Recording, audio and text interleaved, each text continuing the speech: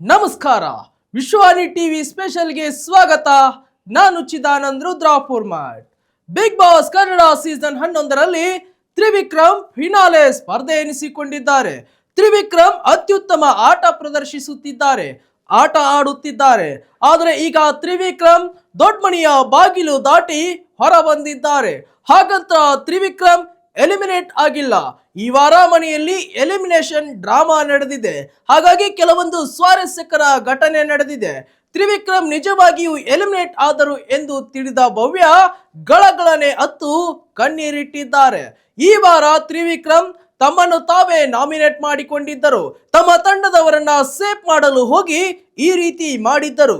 ಈ ಬಗ್ಗೆ ವೀಕೆಂಡ್ ನಲ್ಲಿ ಸುದೀಪ್ ತ್ರಿವಿಕ್ರಮ್ಗೆ ಎಚ್ಚರಿಕೆ ಕೊಟ್ಟಿದ್ದಾರೆ. ಆದರೆ ತ್ರಿವಿಕ್ರಮ್ಗೆ ತಾವು ಇದ್ದೇ ಇರುತ್ತೇನೆ ಎನ್ನೋ ಓವರ್ ಕಾನ್ಫಿಡೆನ್ಸ್ ಇತ್ತು. ಅದನ್ನ ಬ್ರೇಕ್ ಮಾಡಬೇಕು ಎನ್ನುವ ರೀಸನ್ಗೆ ಮನೆಯಲ್ಲಿ ಈ ವಾರ ಎಲಿಮಿನೇಷನ್ ಡ್ರಾಮಾ ನಡೆದಿದೆ. ಈ ವಾರ ಯಾವುದೇ ವೋಟಿಂಗ್ ಪ್ರಕ್ರಿಯೆ ನಡೆದಿಲ್ಲ, ಆದರೂ ಎಲಿಮಿನೇಷನ್ ಪ್ರಕ್ರಿಯೆ ನಡೆಯಿತು. ಕೊನೆಗೆ ತ್ರಿವಿಕ್ರಮ್ ದೊಡ್ಡ ಮನೆಯಿಂದ ಹೊರ ಹೋಗುತ್ತಿದ್ದಾರೆ ಎಂದು ಸುದೀಪ್ ಘೋಷಣೆ ಮಾಡಿದರು. ನಿಮಗೆ ನನ್ನ ಜೊತೆ ಬಂದು ಸೇರಲು 5 ನಿಮಿಷ ಕಾಲಾವಕಾಶ ಇದೆ ಎಂದರು ಕಿಚ್ಚ ಸುದೀಪ್. ಎಲ್ಲರೂ ಇದು ಸುಳ್ಳು ಎಂದುಕೊಂಡಿದ್ದರು. ತ್ರಿವಿಕ್ರಮ್ ಕೂಡ ಹಾಗೆ ಅಂದುಕೊಂಡಿದ್ದರು. ಆದರೆ ಆಗಿದ್ದೇ ಬೇರೆ. ದೊಡ್ಡ ಮನೆಯ ಮುಖ್ಯ ದ್ವಾರದ ಬಳಿ ತ್ರಿವಿಕ್ರಮ್ ಬರುತ್ತಿದ್ದಂತೆ ಡೋರ್ ಓಪನ್ ಆಯಿತು. ಆಗ ತ್ರಿವಿಕ್ರಮ್ ಹೊರಗೆ ಹೋದರು. ನಂತರ ಭವ್ಯ ಅಳೋಕೆ ಆರಂಭಿಸಿದರು. ಇದು ಭವ್ಯಗೆ ಶಾಕ್ ತರಿಸಿತು. ಗೆಲ್ಲಬೇಕಿದ್ದ ಸ್ಪರ್ಧಿ ಮತ್ತು ತುಂಬಾ ಕ್ಲೋಸ್ ಆಗಿದ್ದ ವ್ಯಕ್ತಿ ದೂರವಾದರಲ್ಲ ಎಂಬ ಆತಂಕ ಭವ್ಯಗೆ ಕಾಡಿತು.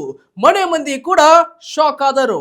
ಈ ಬಗ್ಗೆ ದೊಡ್ಡ ಮನೆಯ ಒಳಗೆ ಸಾಕಷ್ಟು ಚರ್ಚೆ ನಡೆದಿವೆ. ಇಂದು ತ್ರಿವಿಕ್ರಮ್ ಮತ್ತೆ ದೊಡ್ಡ ಮನೆ ಸೇರಲಿದ್ದಾರೆ ಎನ್ನಲಾಗುತ್ತಿದೆ. ವೀಕ್ಷಕರೇ, ಇದಾಗಿತ್ತು ಇವತ್ತಿನ ಸ್ಪೆಷಲ್ ಸ್ಟೋರಿ. ಮತ್ತಷ್ಟು ವೈವಿಧ್ಯಮಯ ಸುದ್ದಿಗಳಿಗಾಗಿ ವಿಶ್ವಾನಿ ಟಿವಿ ಮತ್ತು ವಿಶ್ವಾನಿ ಟಿವಿ ಸ್ಪೆಷಲ್ ಚಾನಲ್ ಅನ್ನ ಸಬ್ಸ್ಕ್ರೈಬ್ ಮಾಡಿ. ನಮಸ್ಕಾರ.